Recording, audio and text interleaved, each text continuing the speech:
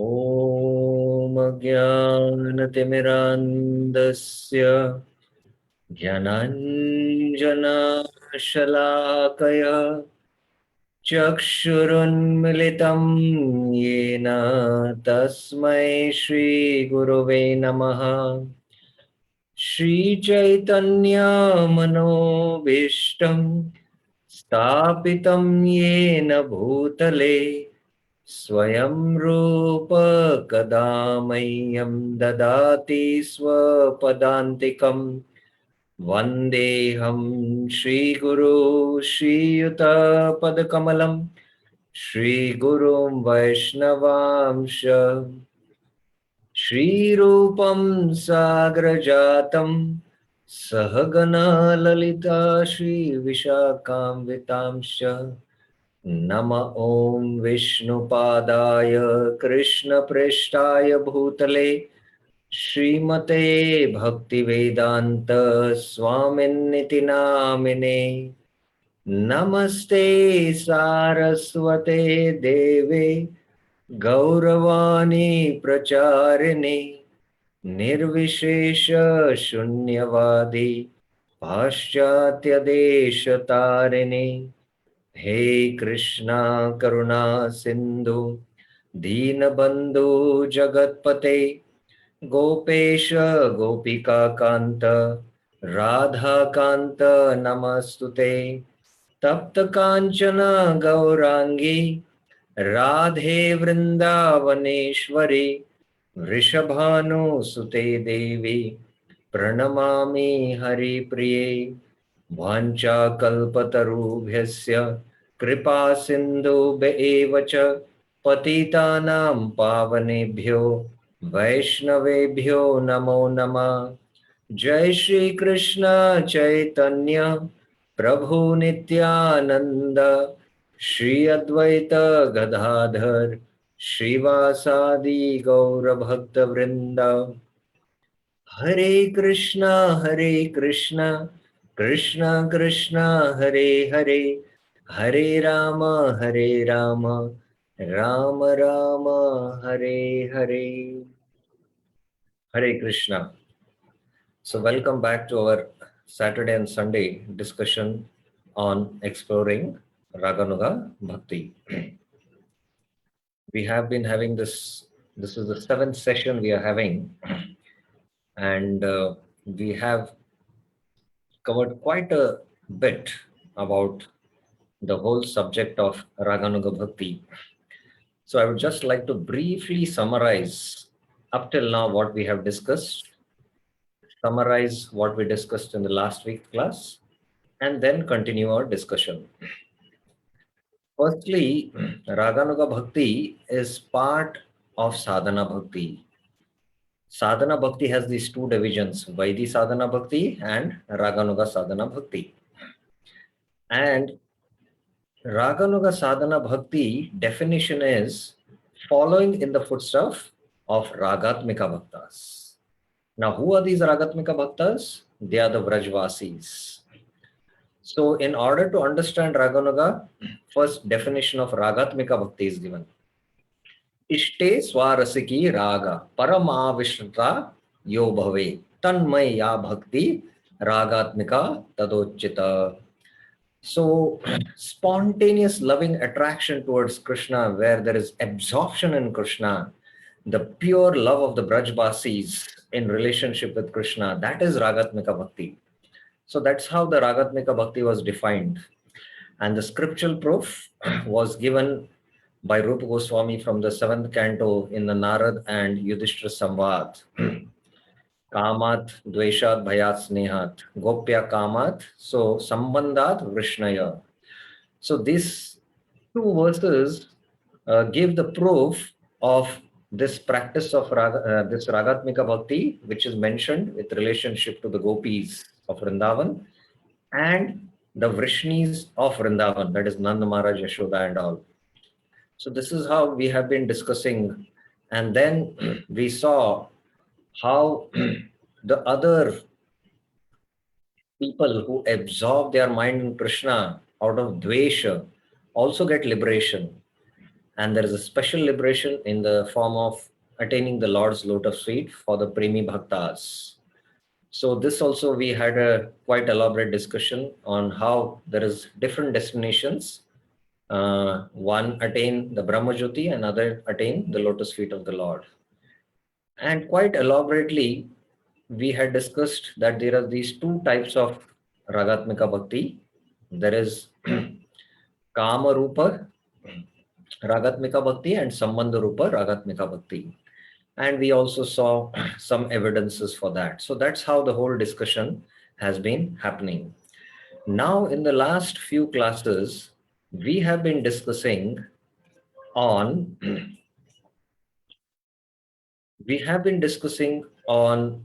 the qualification. Our whole discussion in the last few classes, after this Kama Rupa and Sambandha Rupa Ragatmika Bhakti, based on this, we have Kamanuga Bhakti, Kamanuga Raganuga Bhakti, and Sambandhanuga Raganuga Bhakti. And based on this, there was qualification which was mentioned for practicing Raganuga Bhakti. And two verses we saw this qualification. The first verse was 1 to 291, where it is mentioned that these Ragatmika Bhaktas which are there, the Vrajvasis, when we want to worship the Lord in the same mood, Tasam Bhava Taya Lubdo, when we attain that greed, that is the adhikar, that is the qualification for practicing Raganuga Bhakti.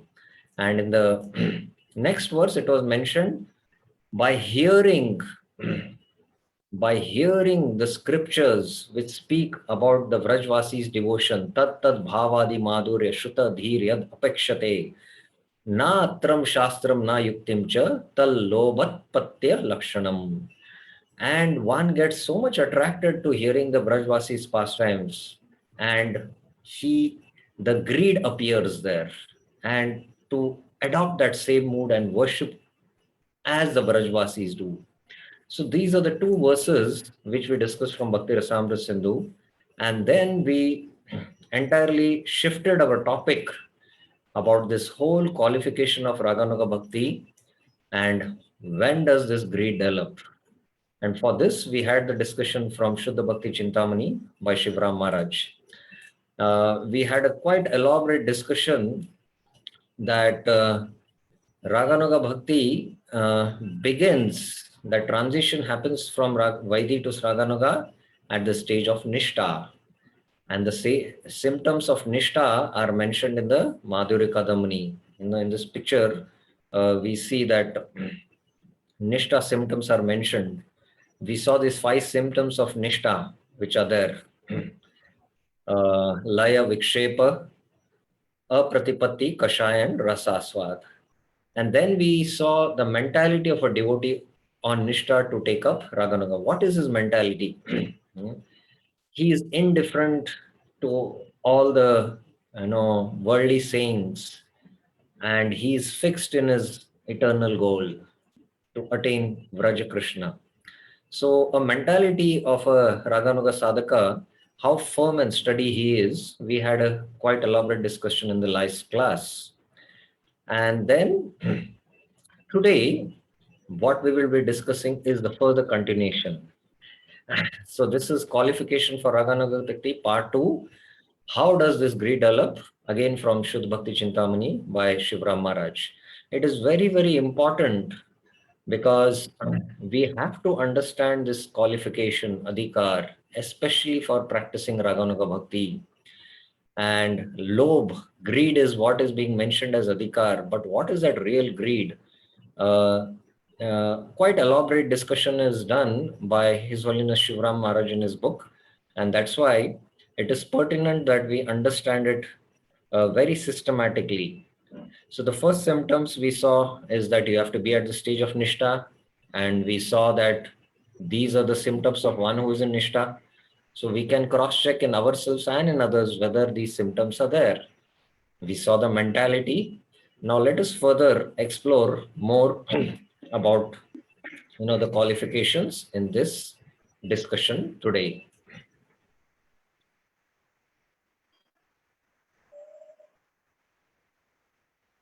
Again, this is from chapter 11, Spontaneous Devotional Service and Practice, part 1.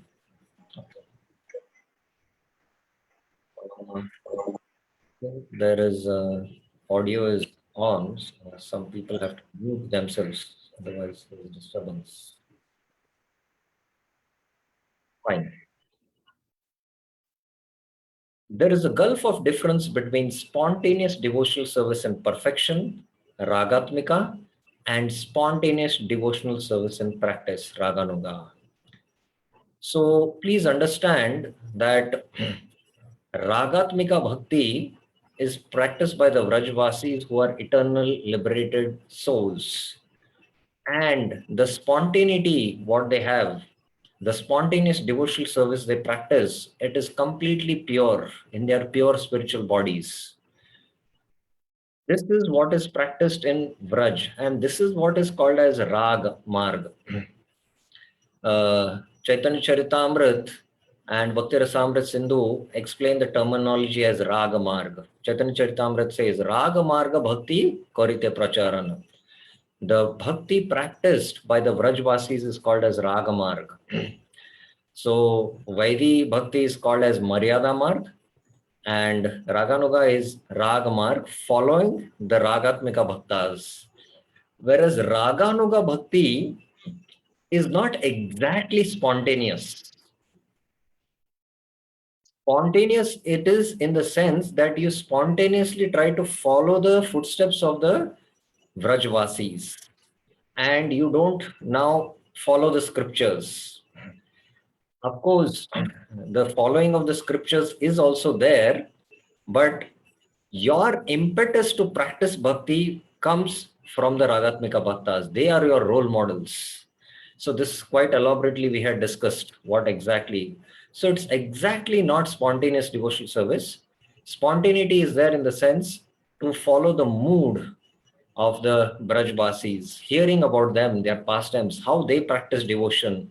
So let me also try to follow in their footsteps. So that is the difference, and there is a gulf of difference because this is part of sadhana bhakti, and this spontaneous devotional service or ragatmika bhakti is siddhas. Not only siddhas, they are nitya parikars. They are the eternal associates of the Lord from the spiritual world. So there is a gulf of difference.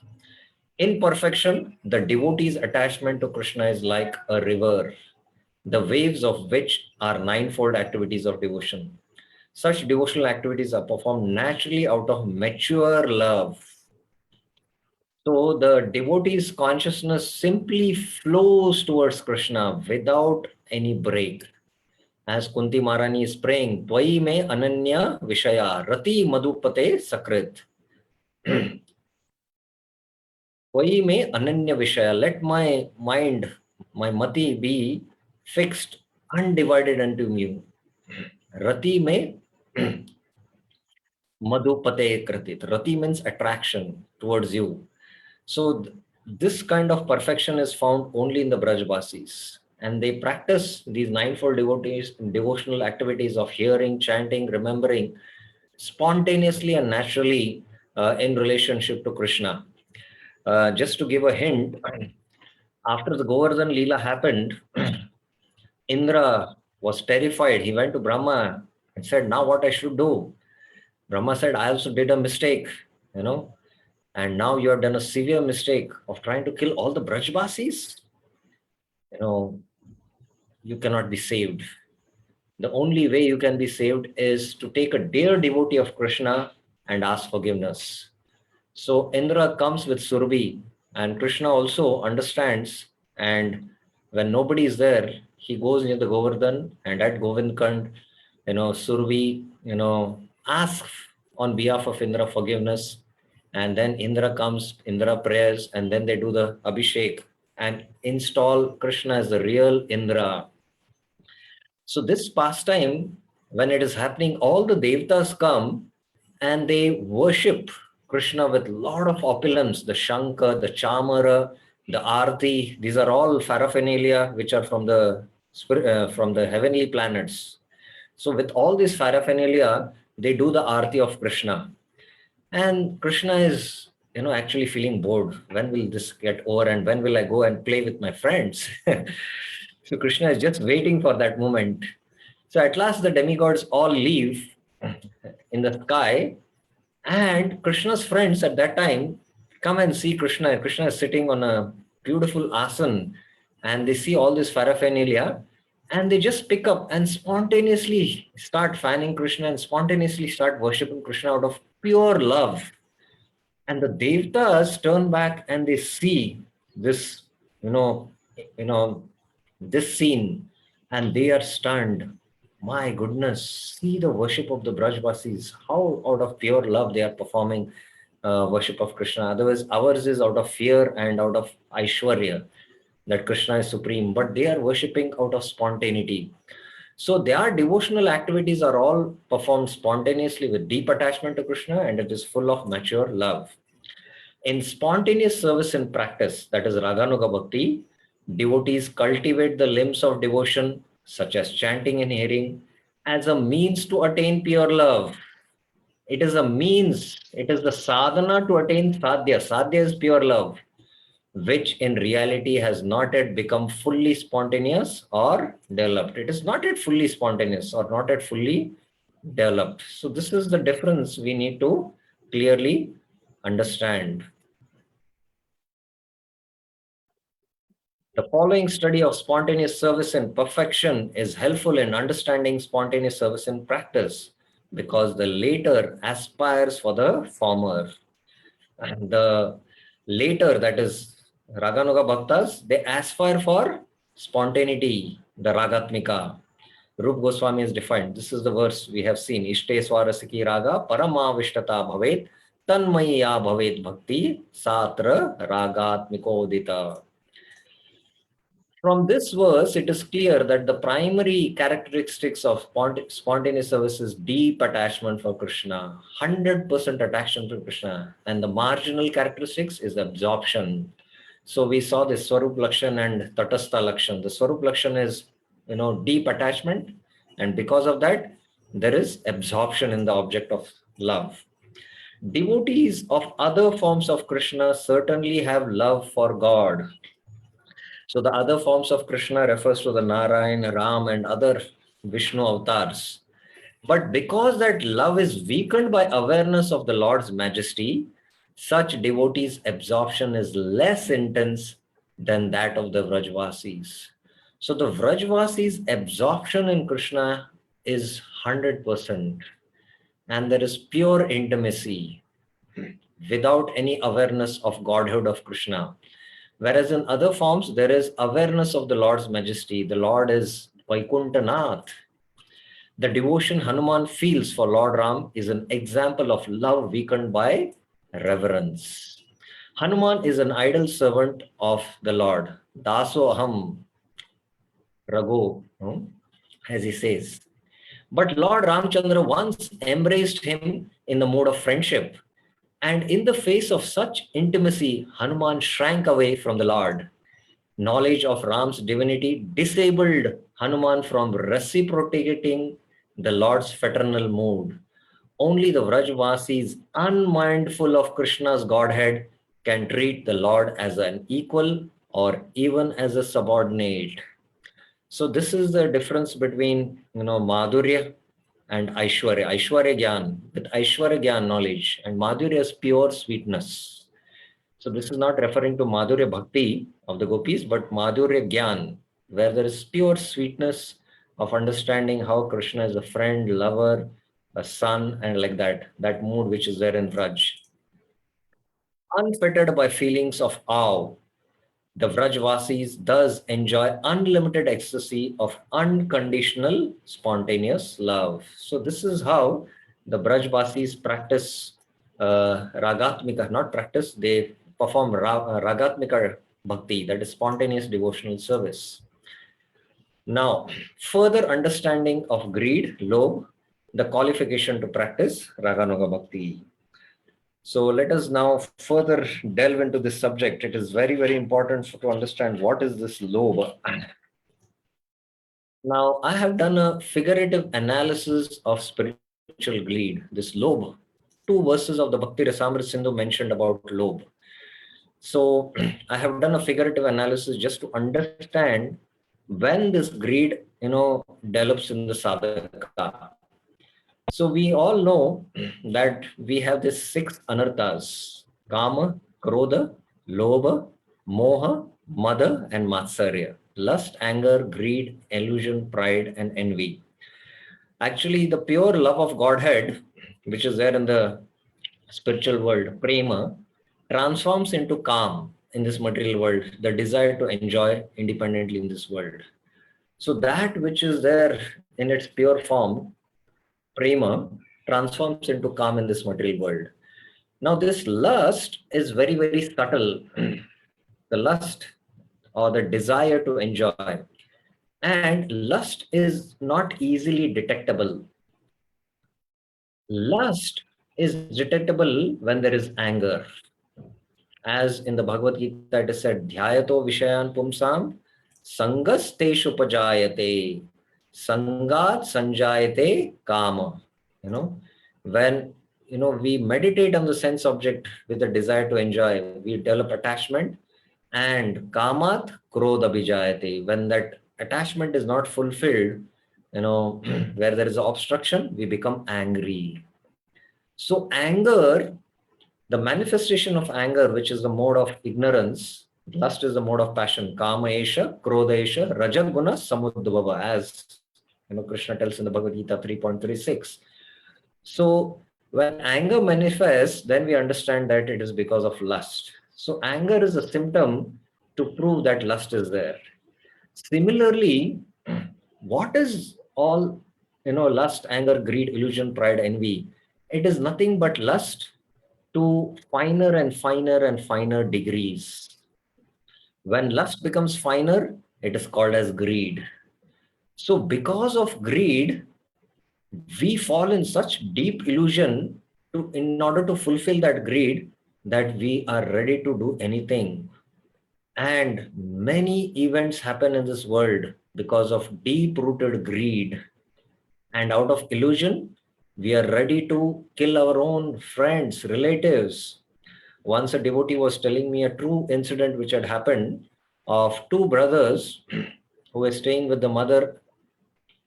The elder brother had got married, and after getting married, he decided to live separately. And in fact, whatever valuable assets, the mother was having, he all picked it up and went and started living separately from the mother. He did not absolutely come back home, never take care of the mother at any point. The younger brother, he was struggling because he had a very small job. Somehow he tried to maintain the mother, take care of the mother. And after a few years, 3-4 years, the elder brother came back and asked forgiveness to the brother, asked forgiveness to the mother. Please forgive me. Somehow, I could not take care of you. I want to really take care of you. Please come and stay with me. Please come and stay with me. Somehow the mother agreed, and she went and stayed with the elder brother. And within few days, again the mother was kicked out by the elder brother back in the younger brother's house. And the younger brother could not understand why suddenly my elder brother behaved like this. Actually, the elder brother had first, while leaving the house, had picked up all the valuable movable assets in one sense, gold or whatever assets were there. But he had forgotten that the mother also had a property. So after a few years, when he came to know, out of intense greed, what did he do? He played trick even on the brother and the mother and said, please come and stay. I want to take care. So mother and the brother also fell in illusion. He himself was in illusion, and they also fell in illusion. And after he got all the papers signed from the mother, within few days, he again kicked the mother out back with the younger brother. So Krishna also, Arjuna also, in the Gita, first chapter only, yadyapete na pashyanti lobo pahata chetasa. Lobo pahata chetasa. These people are blinded by greed. Na pashyanti, they are not able to see that what this war is going to, what will be the after effects of the war. So this is how material illusion is so powerful in this material world. And this lust, which is very fine in the form of greed, causes so much illusion that we forget, why we act like this, that we deceive our own friends, family members. That is the power of this illusion because of deep-rooted greed. And still finer than greed is pride. And usually envy is the deep-rooted, disease of the heart. It is only because of envy we are here in this material world. So how does envy manifest? Envy manifests when, pride comes out. And how does illusion manifest? Illusion is not seen when, how does greed manifest? Because of illusion. And similarly, how do we know that lust is there? It is when anger manifests. So similarly, envy is there.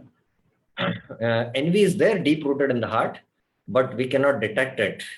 Only when somebody makes a very proud statement, prideful statement, oh, there is deep rooted envy. As the famous advertisement was there, neighbors envy, owners pride.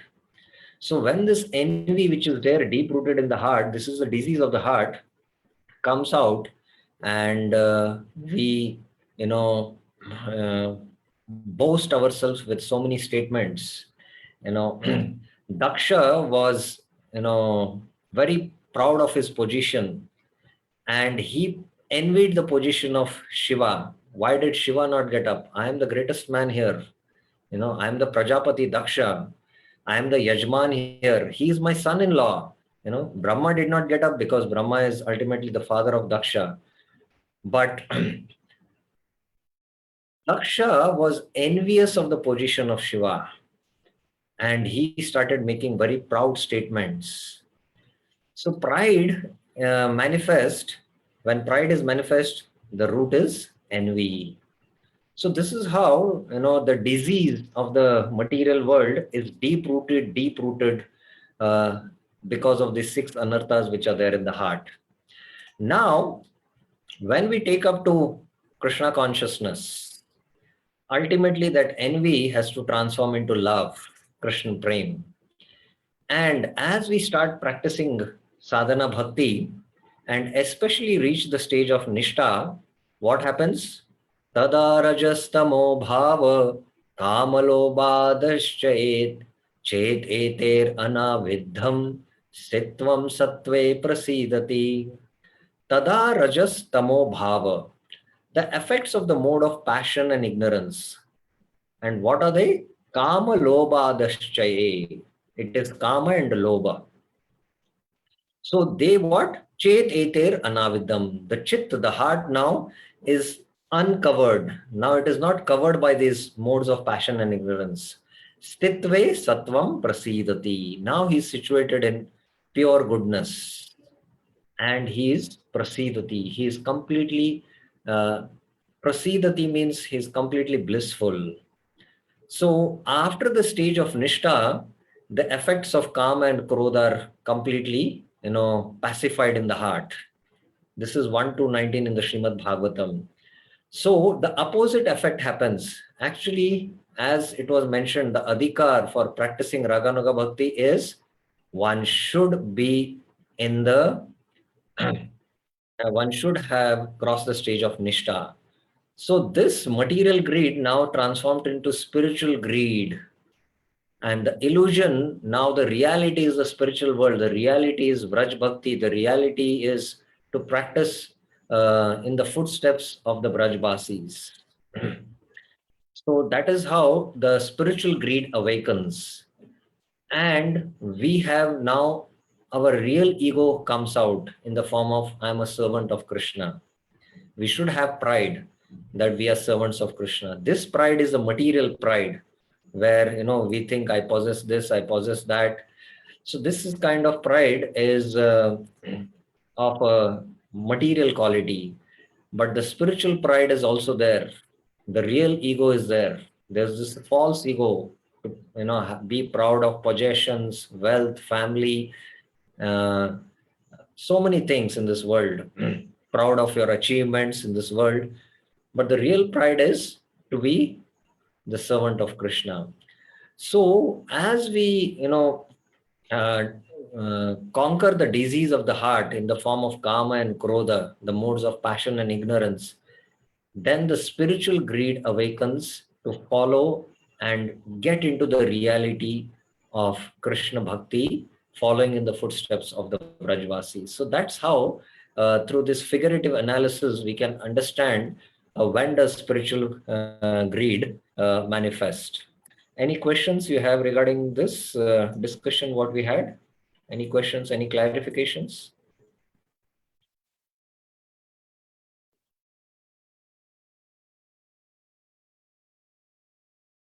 Okay, so then, having understood through this figurative analysis the spiritual greed, let us further, try to understand what exactly is the greed, lobha, that qualifies devotees to practice spontaneous devotion. What is this exactly greed?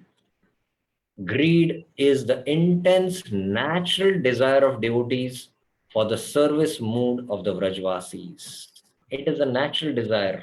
It's not an artificial desire in the material world to possess, anything of this world. The spiritual mood of following the Vrajvasis. Although greed may have varying degrees of intensity, broadly it is of two types. So greed has varying degrees, but there are two types.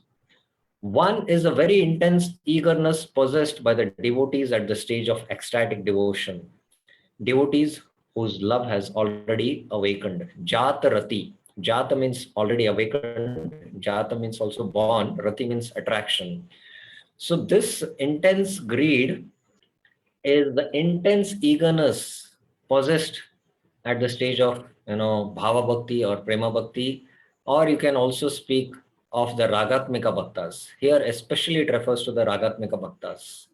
They have intense eagerness. For us as sadhakas, Vaidhi sadhaka bhaktas, we should have eagerness to hear Krishna Katha. We should develop that mood of eagerness to hear Krishna Katha. शुश्रूषदधानस्य Vasudev कथारुचि स्वन्मत्सेवया Vipra पुण्यतीर्थ निषेवनात्. This is 1 to 15 or 16. Shushushu Shraddhadhanasya. When Shraddha awakens in us, we should be very eager to hear. Mumukshu. Mumukshu means one who is desirer of liberation. Similarly, Shushushu means one who has intense eagerness to hear Krishna Katha. Vasudeva Katharuchi. Katharuchi has not yet come in him, but he wants to hear this Katha. So we should have that eagerness. And Prabhupada in the purport mentions eagerness is the first qualification to go back to Godhead. But this eagerness in the perfected devotees is intense eagerness and it is pure completely. This type of greed is also known as complete eagerness, samutkanta. Utkanta means kanta, throat. Ut means to, look a little up. Samutkanta means samyak rupena, perfectly, completely. Pure eagerness. They have pure eagerness to, serve Krishna. So this is one of the symptoms also of Bhava Bhakti and Prema Bhakti also, especially Bhava Bhakti. They have Samutkanta. They are always eager to, serve Krishna with devotion, have darshan.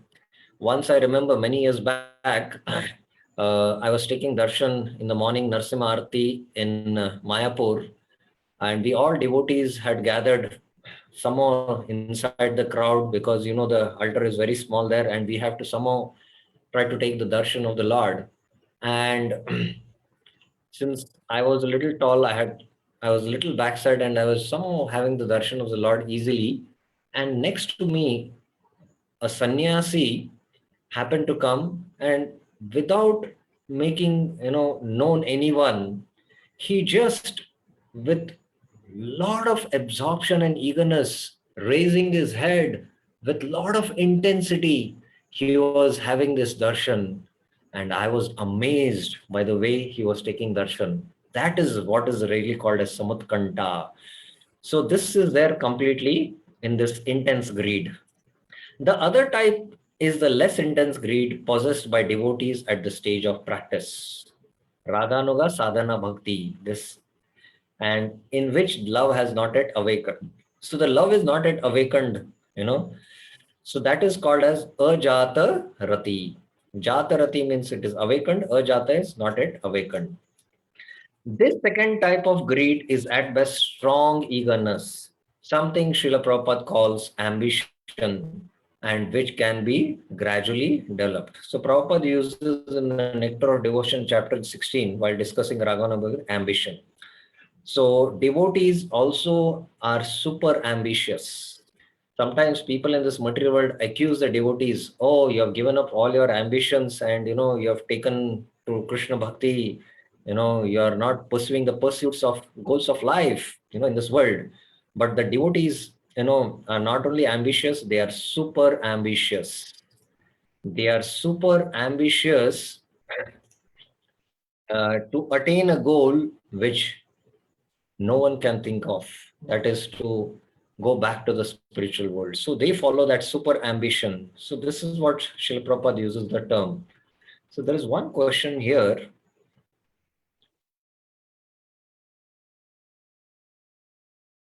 Uh,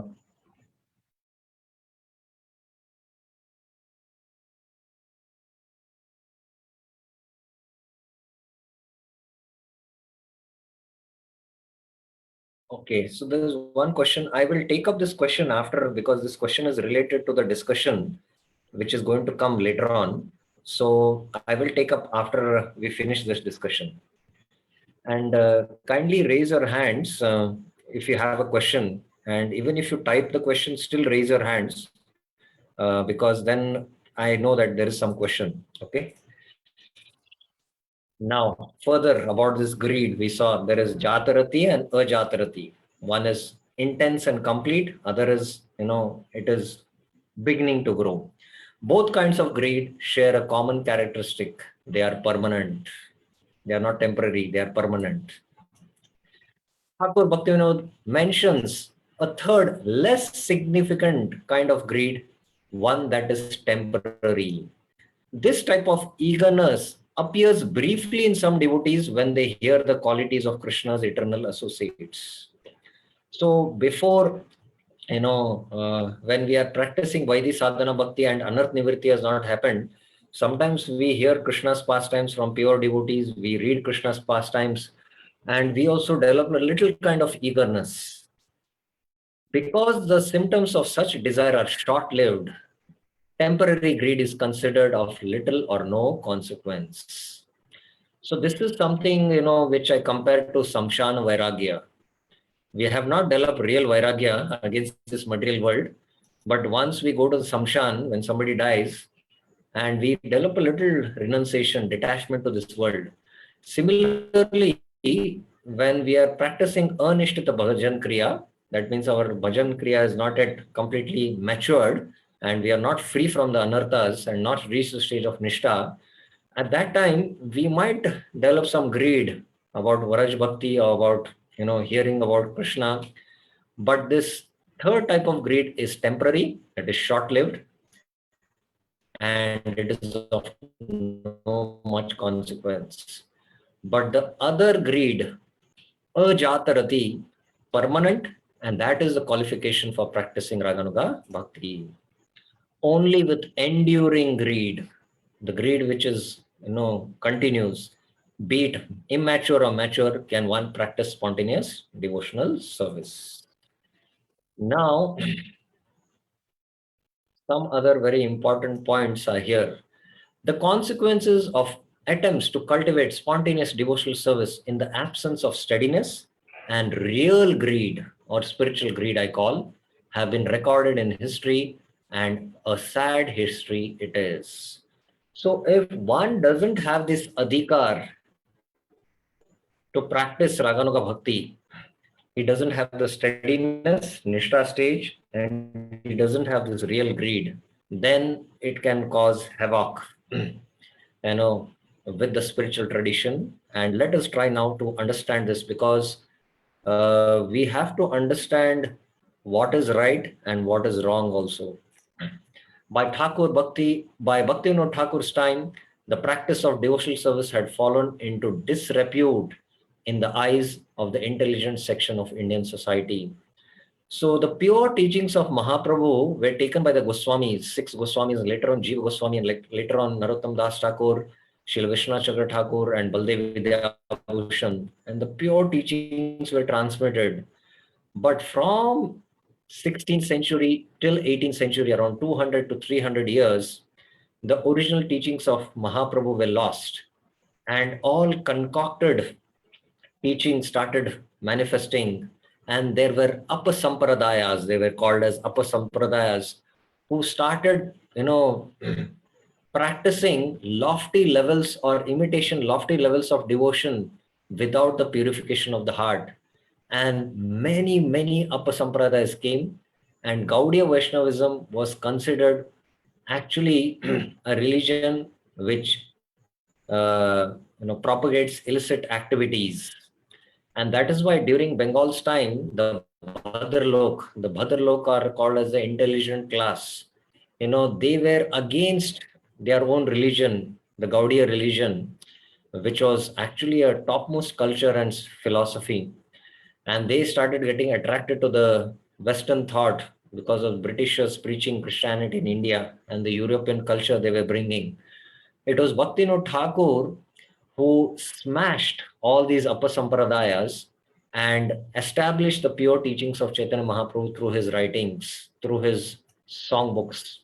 Especially, he wrote Jaiva Dharma and Chaitanya Shikshamrit, and again attracted the intellectual class of Indians back to the teachings of Chaitanya Mahaprabhu, the pure teachings.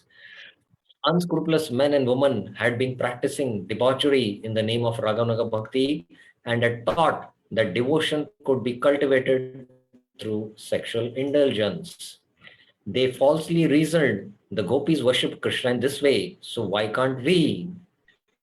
Such imitators made no distinction between activities in perfection and those in practice. By acting out of pure spiritual activities of the celebrated souls, with their gross material bodies, these fools hope to invoke spontaneous devotion. So this was the kind of deviations which happened during Bhaktivinoda Thakur's time. Instead, because they were committing offenses to Krishna and his eternal associates, they succeeded only in invoking the wrath of the goddess of devotion and her representatives. Thakur Bhaktivinoda and his divinely inspired son Bhakti Siddhanta Saraswati Thakur fought against such misconduct. Their vigorous preaching and prolific writings reinstated pure devotion to its rightful place as the topmost of spiritual practices. So Bhakti Siddhanta Saraswati Thakur and Bhaktivinoda Thakur had to fight, and it's a long history, but they had to really fight to drive out these apasampradayas and establish the pure teachings of Mahaprabhu. And it was later Prabhupada also had to fight to establish in the Western countries, and especially in India also, he had to fight to establish the pure teachings of Mahaprabhu. Without hiding or prohibiting the practice of Raganu Bhakti, they cautioned sincere devotees about the risk of taking up such practice prematurely. So trying to take up these practices prematurely without having the adhikar, without coming to the stage of nishtha, without having that spiritual greed, which is either mature or impure, mature, but it is permanent. Without doing that, it was called havoc. Indeed, many of Bhaktivinoda Thakur's works Srila Prabhupada wanted translated, describe and praise spontaneous practice. So Bhaktivinoda Thakur, many of his works glorify and very systematically and philosophically explain spontaneous practice. And these works one should study with the blessings of our spiritual mentors and spiritual masters, as we become qualified to understand philosophical subjects, especially Bhakti Rasamrita Sindhu is the most important book which we should repeatedly study year after year, year after year, especially the first section, the Vaidhi Sadhana Bhakti, and later on the Raganuga Sadhana Bhakti, because it is part of Bhakti Shastri course also. Now, here is a note which Shivram Swami Maharaj is saying. A former BBT translator told the author, that is Shivram Swami Maharaj, that Prabhupada had instructed him, I want all of Bhaktivinoda Thakur's books translated into English. So it was Prabhupada's desire that Bhaktivinoda Thakur's works be translated into English to the English-speaking audience, to his devotees. Prior to ISKCON being set up, all of Bhaktivinoda Thakur's works were in Bengali, and they were abundantly available in the Gaudiya Maths. But Prabhupada was speaking in the English language. His audience were all English-speaking people. So Prabhupada desired that, and soon now, today we see that many of Bhaktivinoda Thakur's works are being translated, and we are getting very systematic understanding of what pure devotion is. Prabhupada was cautious about improper practice in the name of devotion.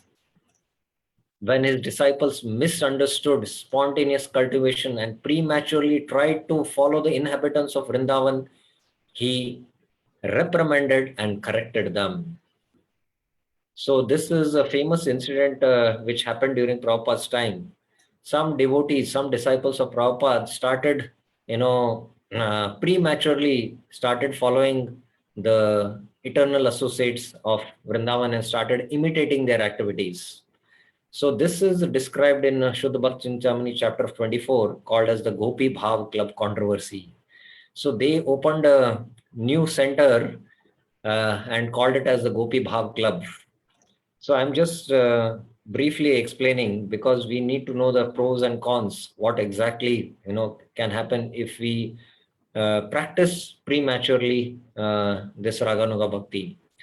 Early in the summer of 1976, Srila Prabhupada wrote to a disciple he suspected of dabbling in higher things in the company of a Radhakund Babaji.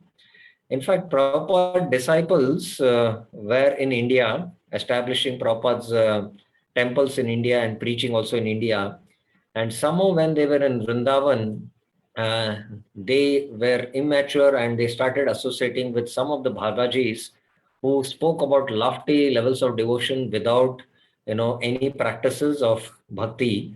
And they, in this association of Radhakund Babajis, started practicing Raganuga Bhakti without having the qualification. So Prabhupada detected that, and Prabhupada wrote a letter.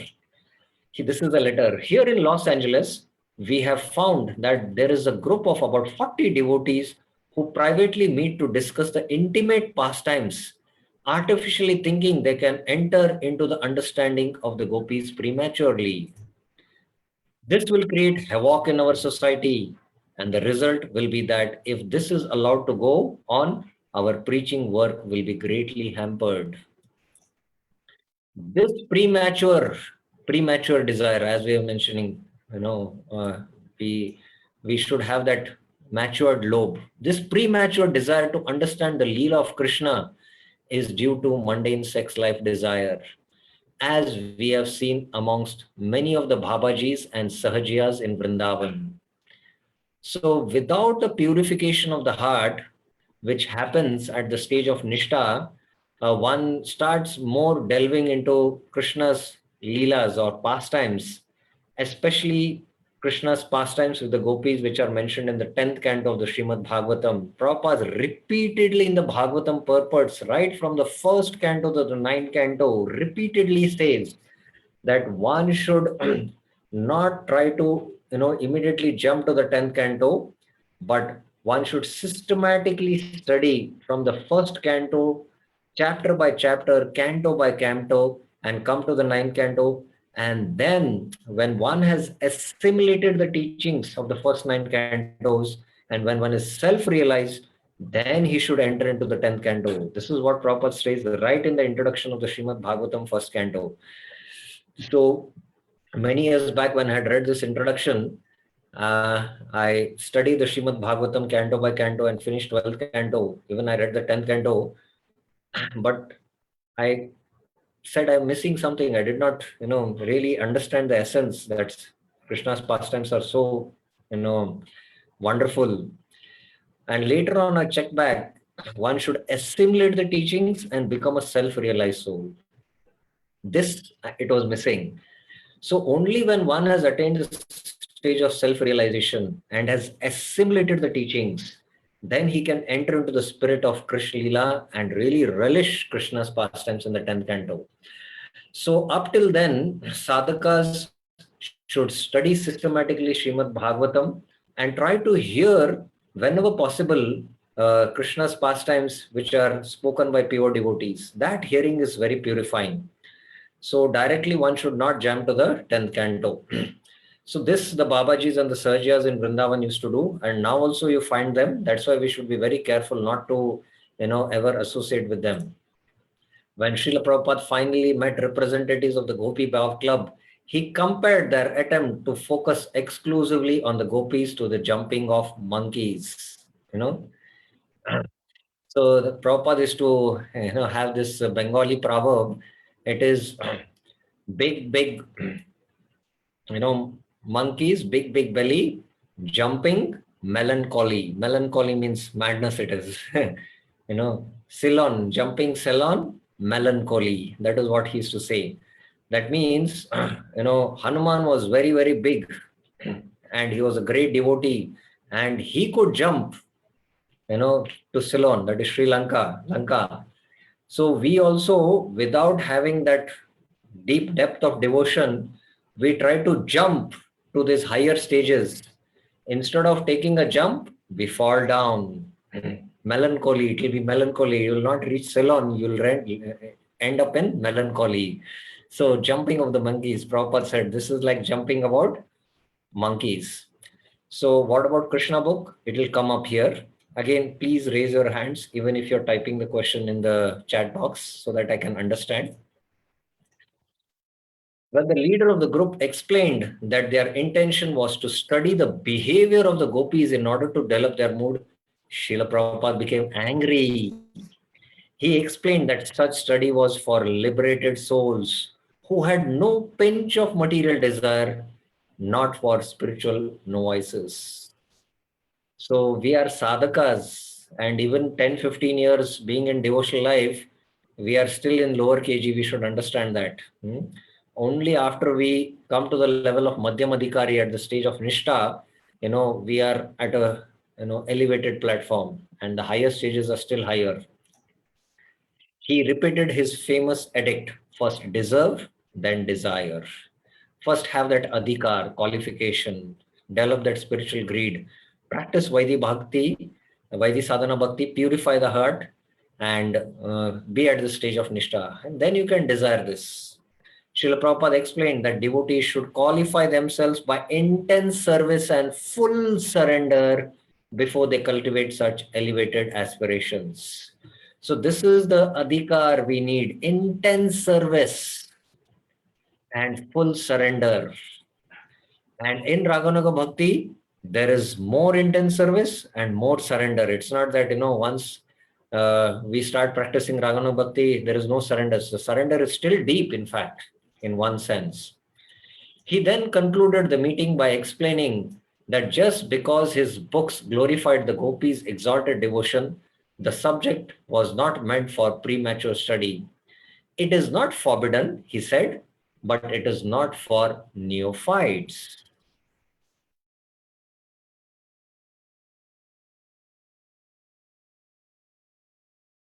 Srila Prabhupada's grave warning about premature, purposeful reading of Krishna's dealings with the gopis may appear at odds with his simultaneous eagerness for his followers to read his Krishna book. So here one devotee, Prashant Prabhu, has asked, what about Krishna book? So the answer is here now. How is it that Srila Prabhupada wanted his immature followers to read the Krishna book daily? Prabhupada wanted them to read it as it was written, following the natural chronology of Krishna's pastimes. In this way, he indirectly encouraged the incidental hearing of Lord Krishna's eternal pastimes. So here is a very important point which I would like to make. Srila Prabhupada gave us the Krishna book.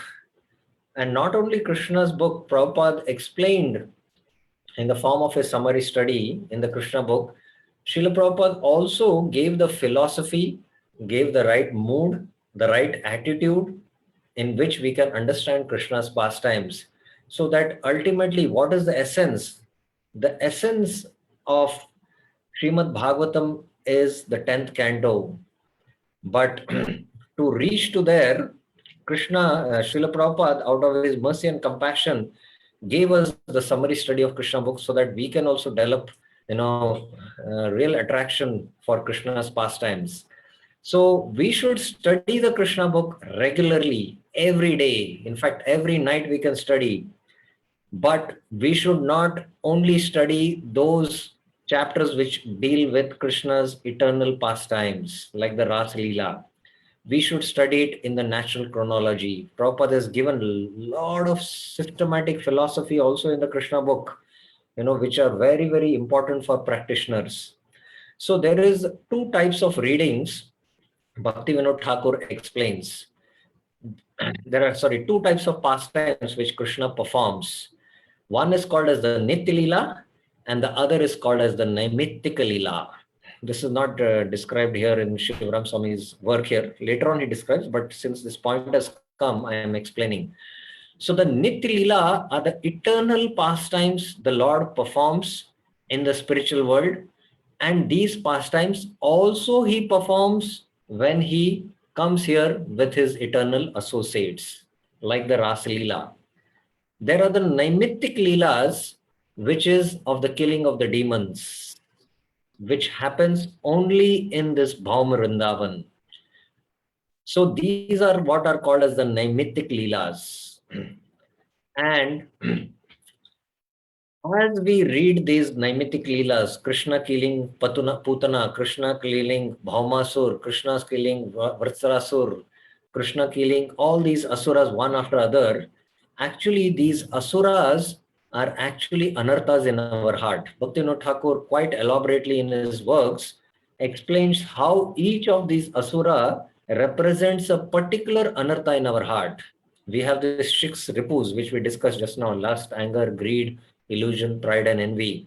So these anarthas are slowly destroyed by reading Krishna's Naimittik Leelas, the Leelas of Krishna killing the demons. So we should also take a lot of enthusiasm, a lot of evaluation, deliberation, contemplation on understanding Krishna's Naimittik Leelas, how each of these demons represents a particular asura, and by that, the purification of the heart is happening. And simultaneously in the natural chronology order are his eternal pastimes, and we also read like that, without not giving overemphasis on that. So this, the sadhakas should give. Krishna is, Srila Prabhupada is giving us a balanced approach. He is not restricting it. At the same time, he is, giving that eagerness, because Rag Marg is the bhakti which Mahaprabhu has given, and Srila Prabhupada knows it. So he is balancing both these aspects.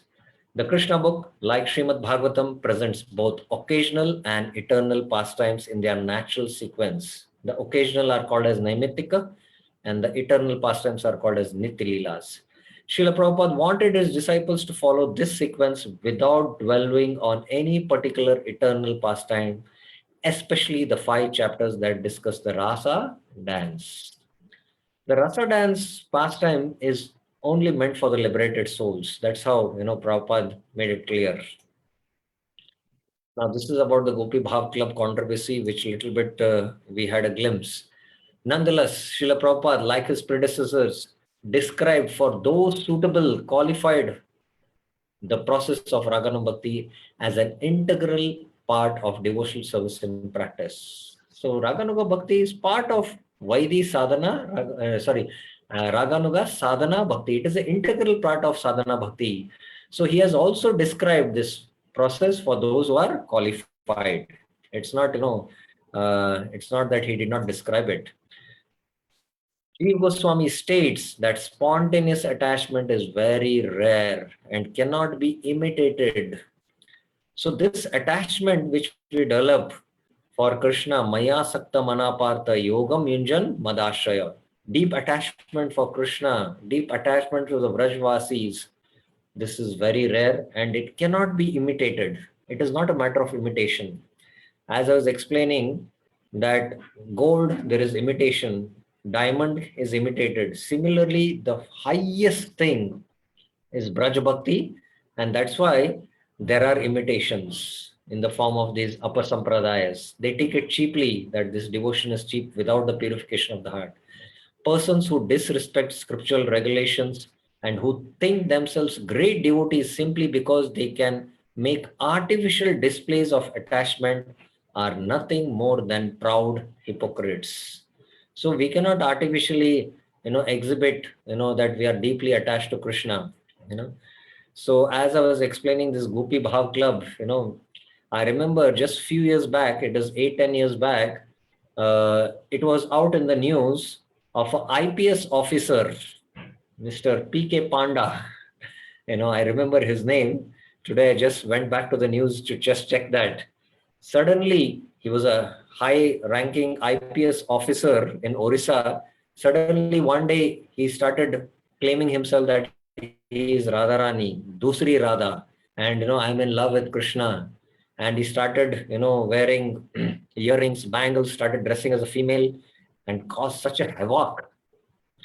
His sons thought that he has developed now devotion to Krishna, Krishna Bhakti. It is not Bhakti. His wife was frustrated. She had to file a petition in the court. And, it was out in the news for a few months. If you all remember, you can browse P.K. Panda, IS officer. He's Dusri Radha. He's second Radha. I am in love with Krishna. So all these kind of imitations, cheap imitations without the purification in the heart, it only causes havoc. Later on, this personality did this imitation, personality I should not say, this rascal you can say, did this imitation for some time, and later on he started claiming that, I am not Radharani, I am Mohan, I am Krishna. Ultimately people did not take him seriously and he was dismissed from his job also. So this type of cheap devotion which the Sahajiyas do, time and again, especially, in the Gaudiya path while practicing, especially in holy places like Navdeep and Vrindavan, we can come across it and we should be very careful about it and not, get cheated by this so-called artificial displays and artificial devotions, which lofty devotions which they speak without having the purification of the heart. So here this point had come, this attachment is very, very rare. Professional musicians often shed tears while chanting Hare Krishna, yet when asked why they do not chant japa or read the Gita, they claim to be beyond such neophyte practices. But revealed scriptures, which is no less than Krishna's own words, condemns such devotion as false. Shruti Smriti Puranadi Pancharatri Vidim Vina Aikantika Harer Bhaktir Utpateva Kalpate.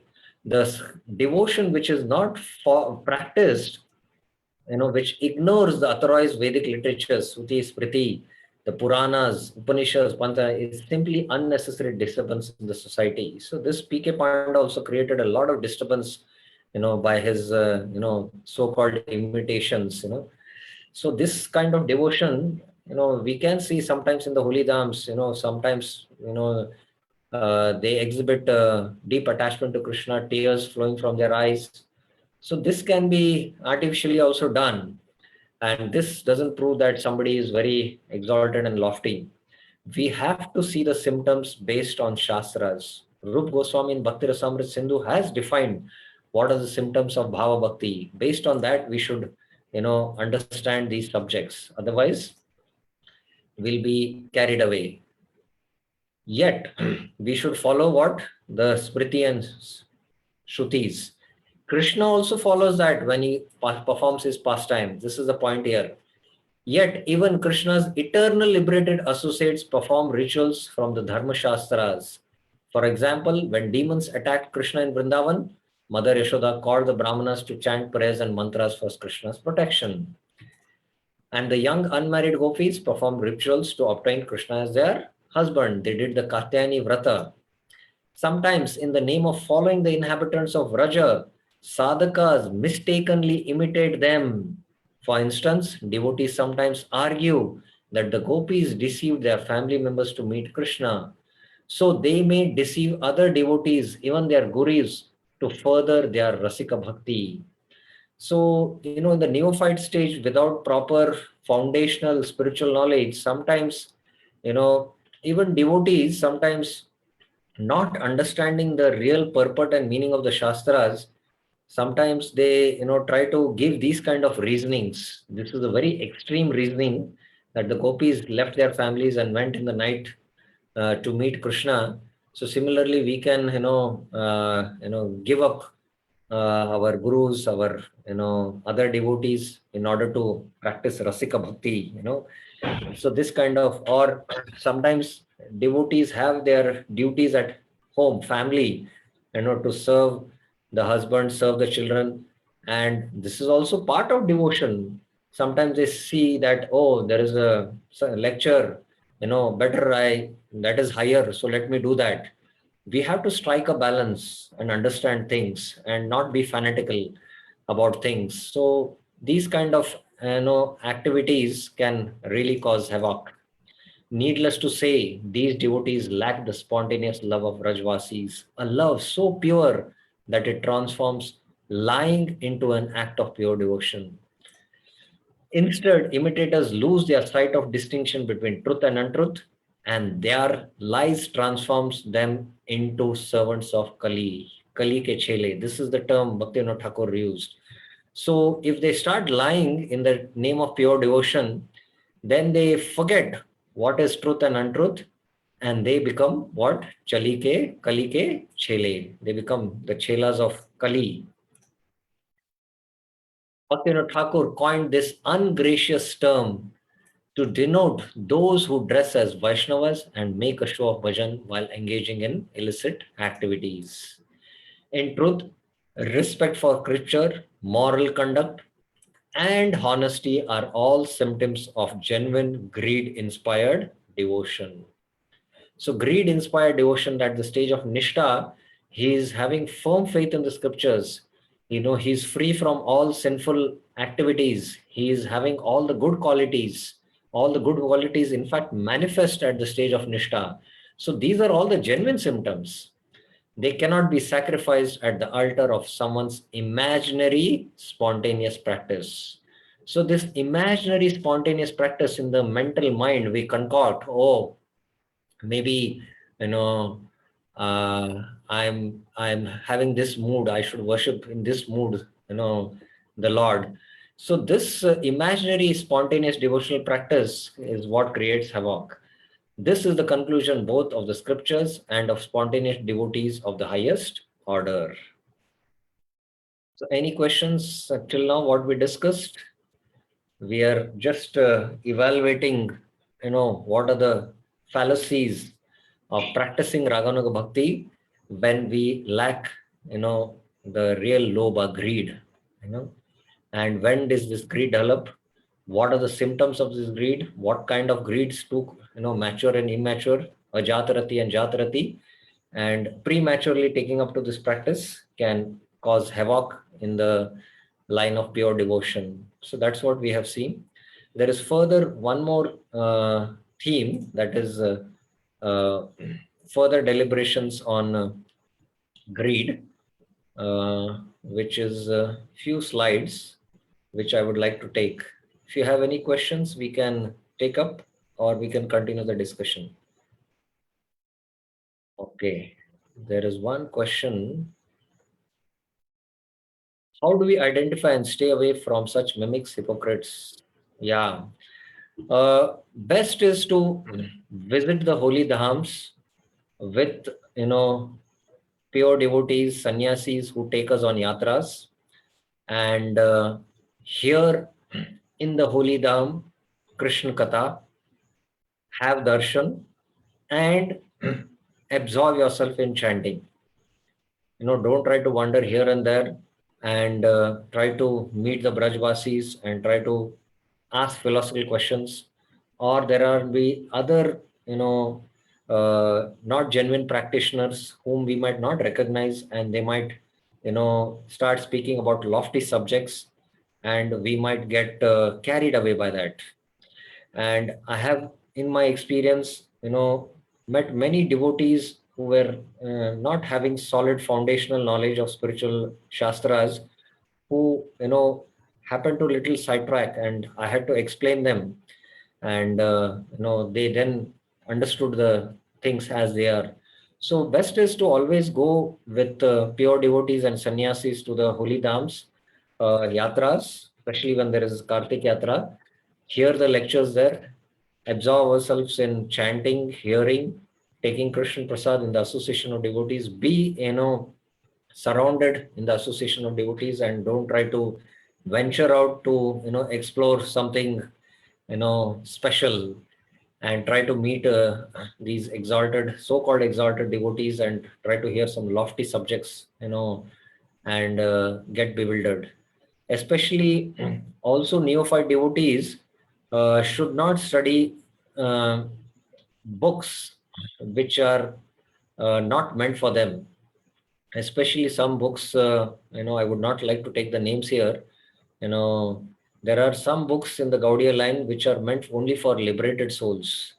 So especially when we go to the dhams, we want to do some treasure hunting, pleasure hunting, book hunting. This book might be having something special, which where I'll discover that I can practice, or advance bhakti very swiftly. So these kind of hunting, especially in other bookshops apart from ISKCON, even in ISKCON, when we buy, all books have certain adhikars to practice or to read also.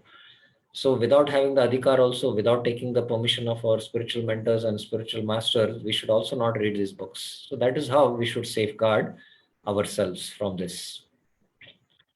So I will take a few more slides on further deliberation on Raganuga Bhakti. There are just 6-7 slides which we will finish quickly, and we will end this topic because this was a very important topic, and that's why I went into so much detail.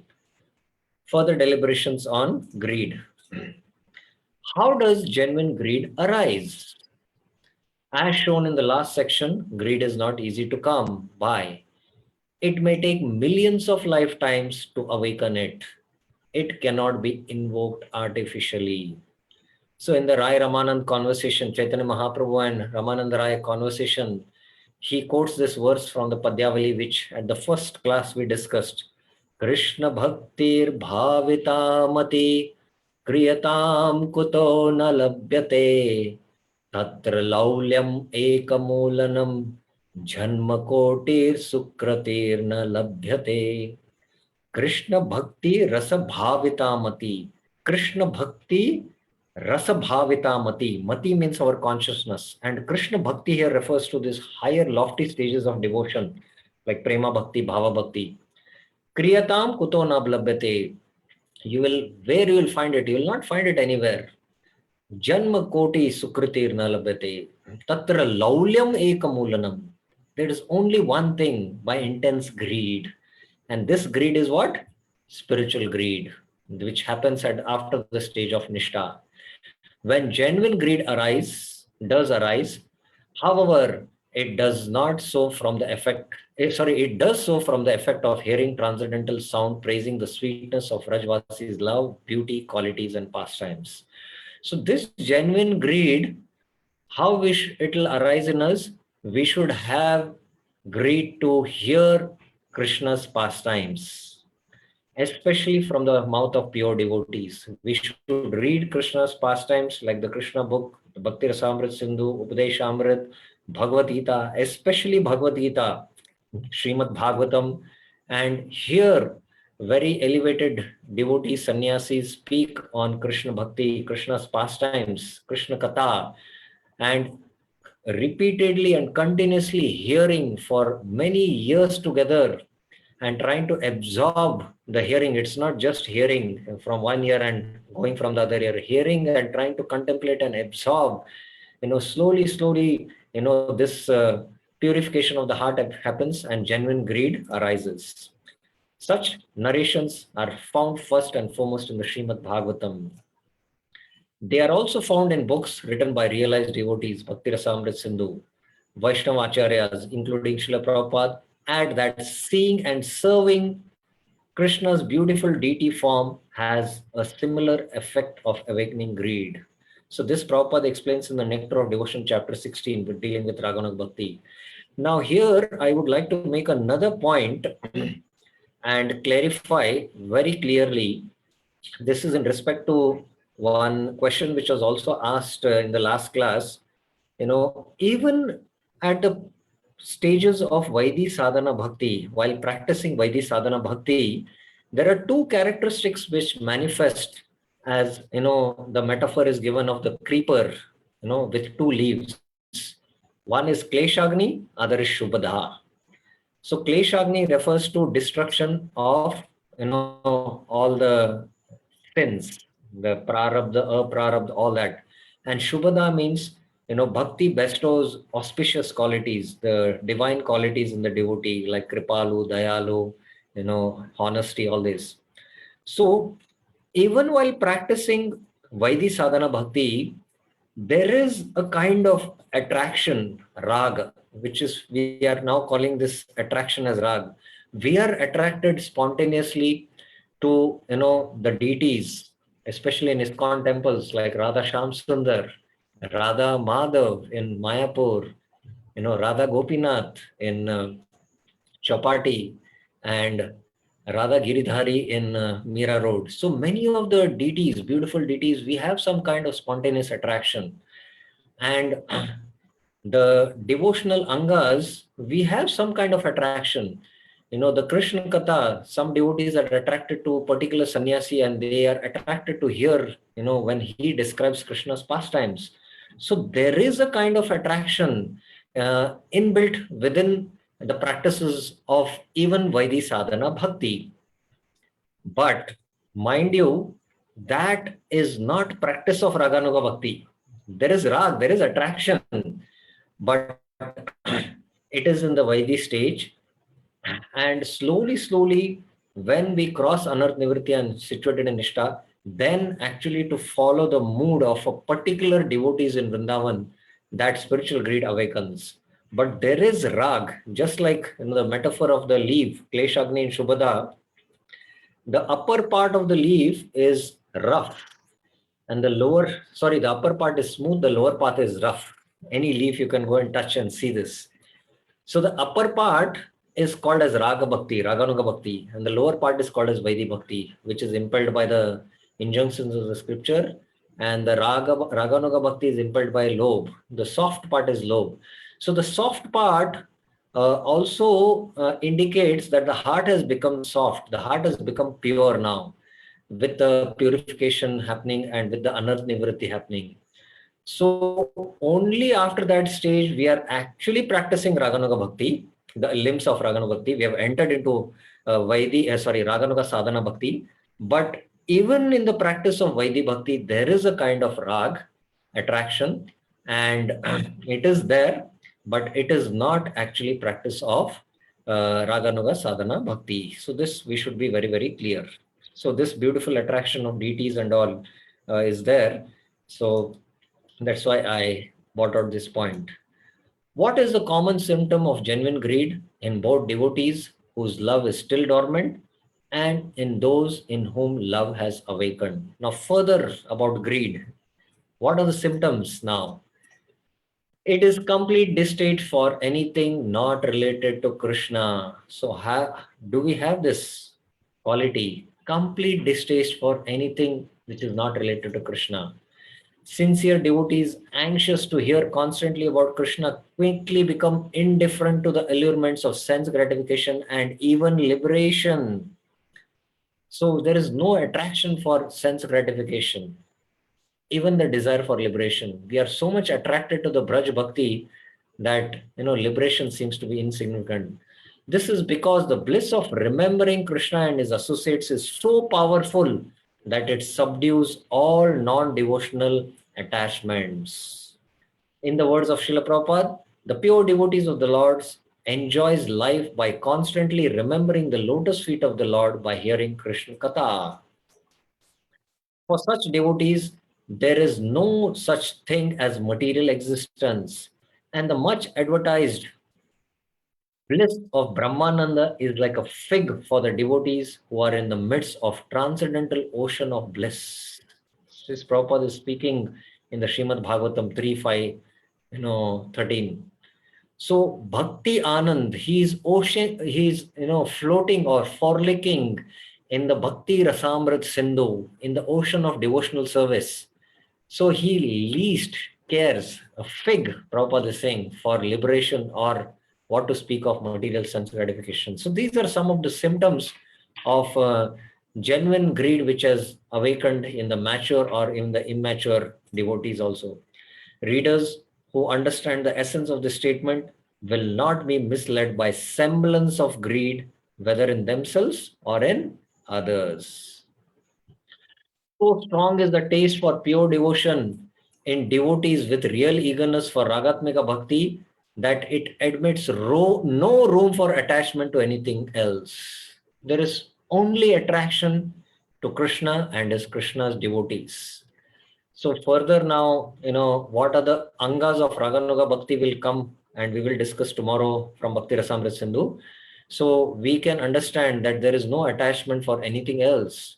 Still the intensity of greed of those practicing pure devotional is different from the intensity of those who have attained mature love of Godhead. This we saw.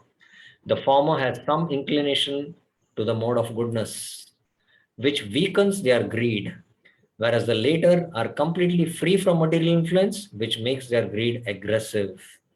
So those who are sadhakas, who are practicing Raganuga Bhakti, Raganuga Sadhana Bhakti, there is some inclination to the mode of goodness and their eagerness, their greed is there, but it is not intense.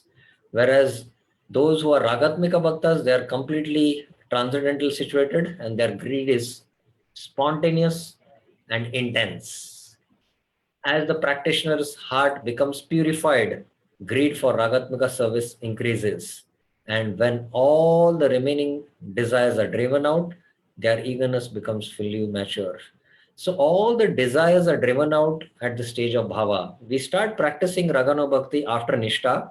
It grows on to Ruchi, Asakti. At the stage of bhava, all the desires are completely, destroyed in the heart. And there is pure attraction, rati, towards Krishna. Pure attachment, 100% attachment to Krishna, almost 100%. I'm not saying 100%. In prema, it is 100%, it is said. In bhava, it is 95%, sometimes they say. At what stage of devotion does greed appear now? Technically, greed can appear at any stage in devotional service. Maharaj Bharat, for example, acquired ecstatic devotion by his devotional practices. Maharaj Bharat, in his life of a king, renounced his family, his wealth, his beautiful wife, children, his kingdom, and went to the forest and attained bhava stage. Although in his next life he was forced by undue attachment to accept a body of a deer, his previously acquired greed immediately reappeared. He had already acquired that stage of bhava, so that greed was there. It manifested. Thus, greed acquired from previous birth or by very advanced association can, in exceptional cases, appear even in the formative stages of Krishna consciousness. So in the case of Bilvamangal Thakur, if we know his life story, he was attached to a prostitute, Chintamani, although he was married to a chaste wife. In his previous life, he was a sannyasi and he had attained the stage of bhava. But somehow, because of committing some sinful activity, he got this next birth like this, and he was attracted to this prostitute. But with the prostitute's instruction, immediately his spiritual awakening happened. He left home and went and took shelter of a spiritual master called Somagari. And within few years of practice, he got attracted to Vraj Bhakti and he just moved towards Vrindavan. And there we know that, he was thirsty and he looked for a water and he saw a Mataji was drawing water from the well. And he asked for water. And when the Mataji spoke, her sweet voice entered his ears and entered his heart and got agitated with the desire to enjoy. He remembered Chintamani's sweet voice, and suddenly this material desire troubled him. And somehow the whole pastime is there that he followed this Mataji, went to her house, and the husband asked, "You are a sadhu, how can I serve you?" Immediately his intelligence regained, "Oh, what have I done?" Again, this material desire is troubling. So he took the hairpins, he asked for the hairpin from the Brahmini, and the Brahmini thought, oh, maybe a thorn is stuck in his foot. He wants the hairpin. So he took the hairpins and plucked out his eyes. No, mortal conditioned soul can dare to do this activity. He was already at a very elevated stage of bhava. Bhava had awakened in him. And when he plucked out his eyes, he just moved towards Vrindavan. So in his previous birth, he had attained this higher stages, and immediately, he regained that stage. So it can appear, at any stage, especially for those who have practiced in their previous lives and they have attained very lofty stages. Generally, however, greed appears in practicing devotees at the stage of steadiness and beyond. So it generally appears at the stage of Nishtha and after that.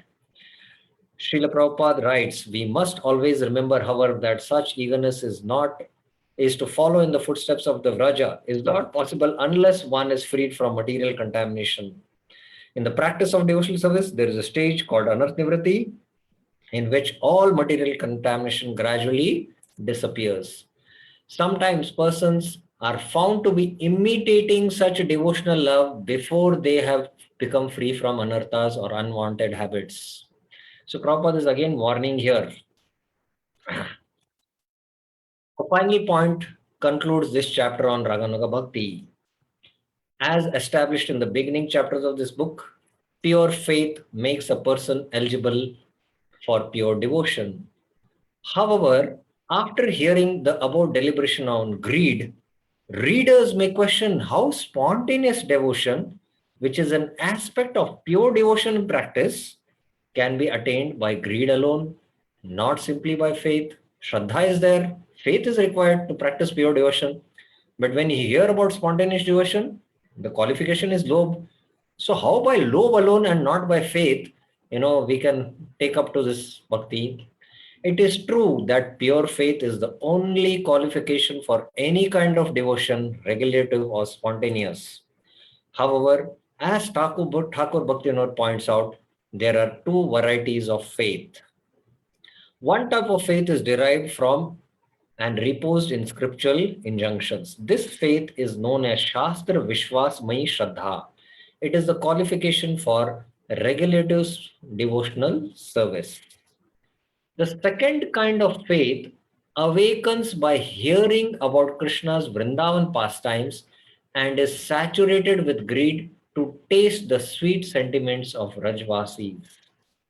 This faith is known as Bhav Madhurya Lobhamai Shraddha, and it is the qualification for spontaneous devotional service. There is also Shraddha there, faith, but to attain the same mood, Bhava, hearing the sweet pastimes of Krishna in Vrindavan.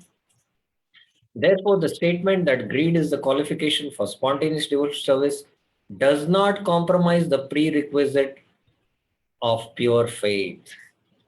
Such a statement simply implies that a certain type of faith, one imbued with greed, is the qualification for Raganuga Bhakti. So this is where we will stop today. There is one small topic, about Raganuga Bhakti. There are 3 slides, but I will stop now because it is 8:30. There is one question. Somewhere I read that Chandravali feels that Krishna belongs to her, and that on the other hand, Radharani feels that she belongs to Krishna. How to understand this with respect to Raganuga Bhakti? these are very elevated topics which are not part of Raganuga Bhakti. So I will not take up this question. Sorry for that. Better to, read our foundational,